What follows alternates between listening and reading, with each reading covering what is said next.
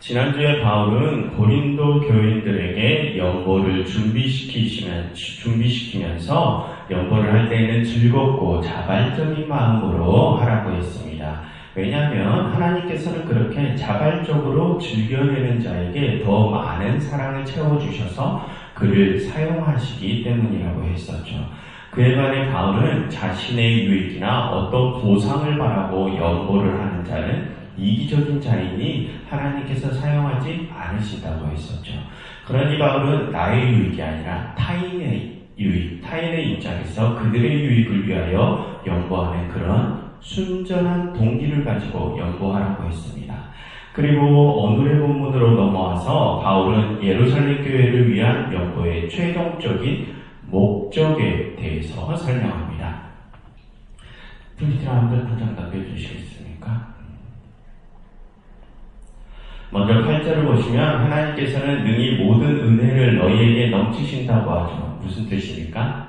방금 말씀드린 것처럼 하나님께서는 자발적으로 즐겁게 남을 돕는 자에게 더 큰 사랑의 마음을 채워주신다는 뜻입니다. 그러니 8절 하반절을 보시면 이는 너희로 모든 일에 항상 모든 것이 넉넉하여 모든 착한 일을 넘치게 하게 하려 하심이라 라고 하죠. 하나님께서는 그런 이에게 사랑하는 마음을 넉넉하게 채워주셔서 또다시 다른 일을 도우려는 생각을 갖게 하신다는 것입니다. 그럼 여러분, 여기서 말하는 모든 것이란 무엇을 뜻할까요? 여러분, 다음 9절을 보시면 바울은 시편 112장 9절의 말씀을 인용하면서 그가 흩어 가난한 자들에게 주었으니 그의 의가 영원토록 있느니라 라고 합니다. 즉 여기서 넉넉해질 모든 것이란 다른 일을 즐겁게 도우려는 사랑의 마음과 같은 그런 의로움을 뜻합니다. 그래서 그 의로움이 영원토록 남는다는 것이죠. 여러분, 이 바울이 이 9장에서 말하려고 하는 것은 어떤 이가 다른 일을 자발적으로 도우면 하나님께서 그에게 더 많은 물질을 채워주신다. 이것을 말하는 것이 아닙니다. 바울이 방금 8절에서 모든 것이 넉넉하다라고 할 때 말할 때 초점은 그런 물질적인 부분에 있는 것이 아니라 다른 일을 도우려는 마음에 초점이 있습니다. 더 많은 착한 일을 할 수 있는 마음, 그 의로운 마음을 넘치게 하신다는 것이죠. 그래서 그 의로움이 영원토록 있는다고 합니다. 무슨 뜻입니까?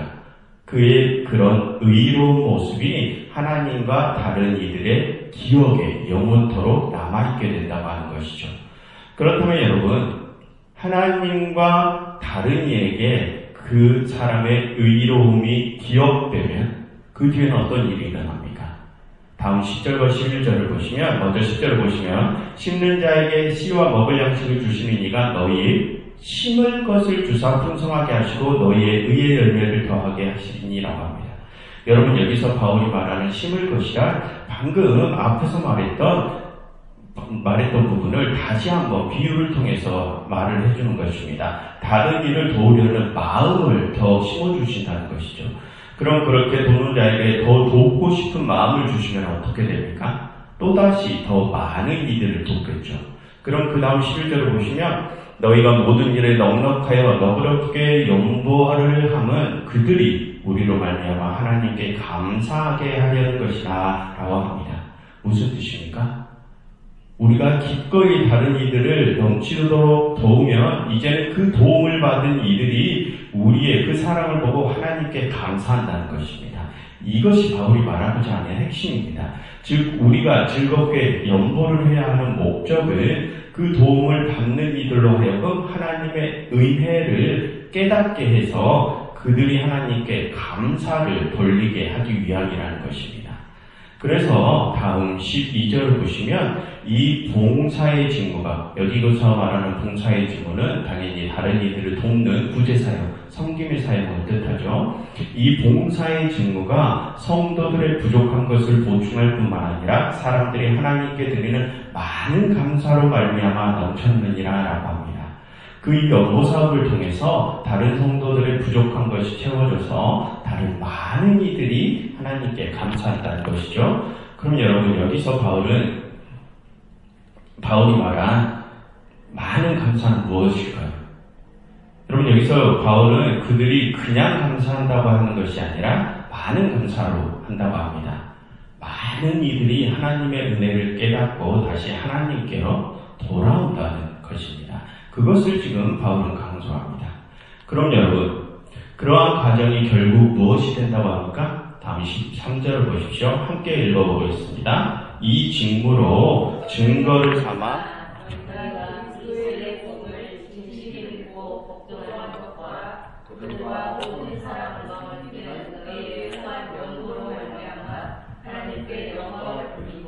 라고 합니다. 그 모든 과정이 하나님께 영광이 된다고 합니다. 결국 우리가 즐겁게 다른 일을 돕는 것이 다른 많은 이들로 하여금 하나님께로 돌아오게 해서 그것이 결국 하나님께 영광을 돌리는 일이 된다는 것입니다. 여러분, 그래서 바울은 하나님의 영광을 위해서 다른 일을 도와야 한다고 하는 것입니다. 여러분, 여기서 우리가 생각해야 할 것은 하나님께 영광을 돌리는 일은 곧 우리가 다른 일을 돕는 일이라는 것입니다. 그래서 지금까지 바울이 8, 9장에서 했던 말들을 종합해보면 구제는 곧 섬김이요, 섬김은 곧 주님의 사역이요, 그것은 곧 하나님께 영광을 돌리는 일입니다. 즉 우리가 우리의 형제와 이웃을 섬기는 일이 우리가 하나님을 섬기는 일이 된다는 것입니다. 이웃 사랑이 곧 하나님 사랑이 것인 것이죠. 그러니 바울은 고린도 교인들 너희가 하나님의 백성이 되었다면 이제 형제와 이웃을 도우라는 것입니다. 그것이 너희가 하나님을 섬기는 증거가 된다고 합니다. 그럼 그렇게 고린도 교인들이 형제를 섬김으로 하나님을 섬김이 증명된다면 그 뒤엔 어떤 일이 벌어집니까? 다음 14절을 보시면 이제는 그들이 너희를 위하여 간구하며 하나님이 너희에게 주신 지극한 은혜로 말미암아 너희를 사모하게 된다고 합니다. 너희의 도움을 받은 예루살렘 교회가 이제 너희를 사랑하게 된다고요. 그럼 여러분, 예루살렘 교회에서 고린도 교회를 향한 사랑이 생기면 그 뒤엔 어떤 일이 또 일어납니까? 하나님께서 이번엔 예루살렘 교회에 사랑의 마음을 채워주셔서 만약 고린도 교회가 어렵게 되었을 때 이제 그들이 고린도 교회를 자발적으로 돕겠죠. 그런 선순환 구조가 만들어짐을 우리는 생각해 볼 수 있습니다. 그래서 이전에 8장에서 바울은 이제 너희의 넉넉한 것으로 그들의 부족한 것을 보충함을 후에 그들의 넉넉함으로 너희의 부족한 것을 보충하여 균등하게 하려 함이라 라고 말했던 것입니다.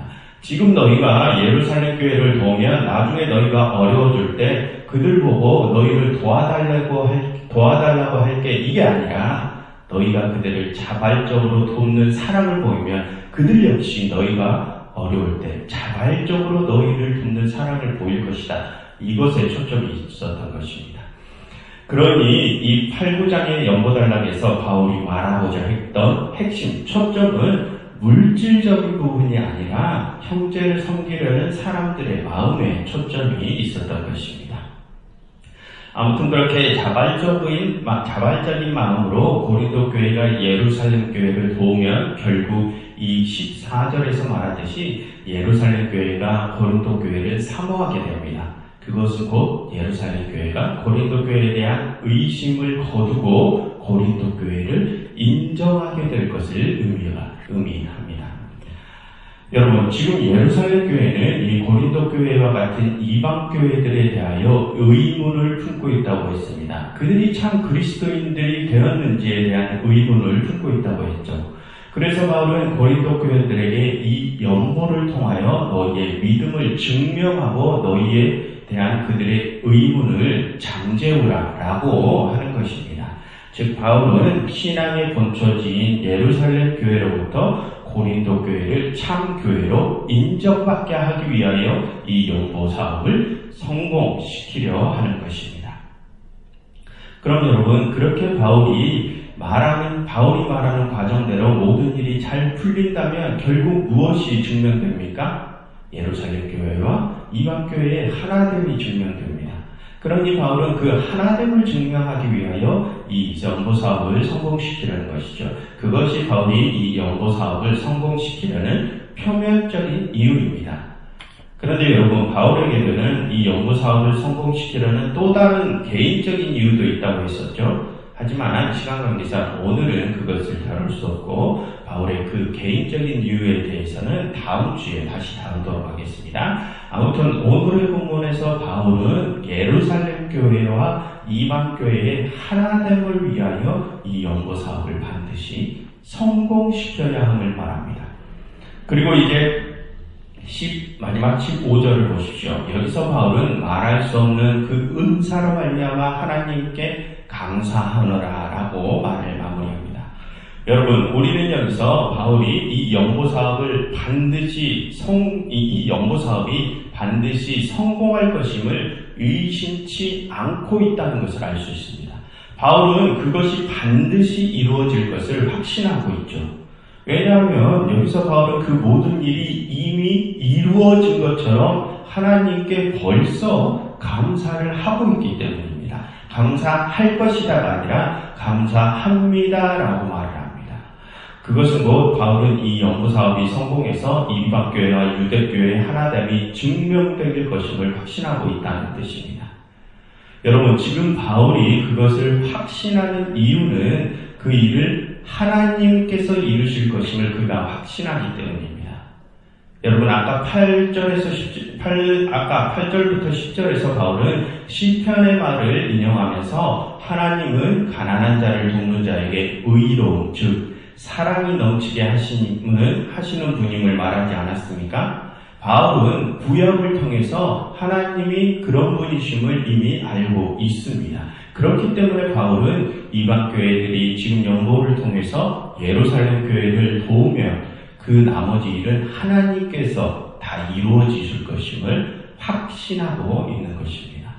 그런데 여러분, 지금 바울이 그것을 확신하며 하나님께 감사를 표하는 것은, 그것을 우리가 다른 시각으로 보면 이제 이방 교회들이 예루살렘을 도우면 그 나머지 일은 하나님께서 맡아주시라고 강구하는 것이나 마찬가지입니다. 왜 그렇습니까? 방금 말씀드린 것처럼 자신들이 예루살렘 교회를 도운 후 그 나머지 일은 하나님의 손에 달려 있으니까요. 그러니 지금 바울이 하는 감사는 하나님께서 그 일을 이루어 주시기를 강구하는 것이나 마찬가지입니다. 그런데 여러분, 지금 바울이 하나님께 강구하는 것이 무엇입니까? 그들이 서로 돕고 섬기기를 강구하고 있습니다. 여러분, 아까 바울이 말했듯이 그 섬김의 사역은 곧 하나님을 섬기는 사역이라고 했습니다. 그럼 여러분, 지금 바울이 하나님께 강구하는 것이 무엇입니까? 하나님께서 원하시는 일을 강구하는 것입니다. 즉, 지금 바울은 자신의 필요를 강구하는 것이 아니라 하나님의 필요를 강구하고 있는 것입니다.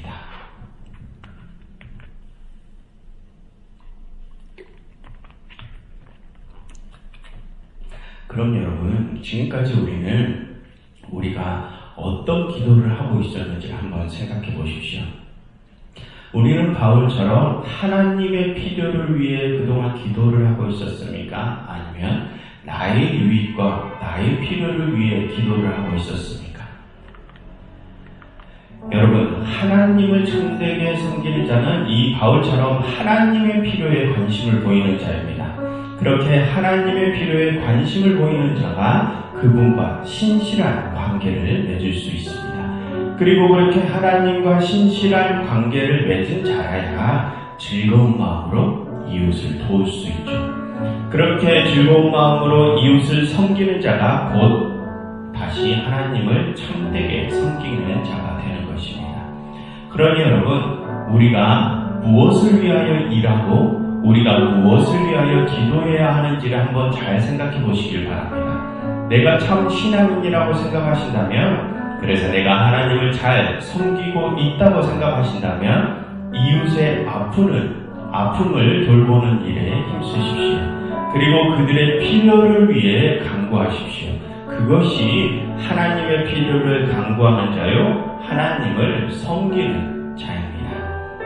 여러분, 이 시간 이렇게 함께 기도하면 좋겠습니다. 하나님, 저희의 믿음이 저희의 유익과 필요를 위한 이기적인 믿음이 되지 않게 하시고 하나님의 필요와 타인의 유익을 위한 온전한 믿음이 되게 하여 주세요. 그래서 저희가 이웃을 섬김으로 하나님에 대한 섬김을 증명하게 해주세요라고 함께 기도하면 좋겠습니다.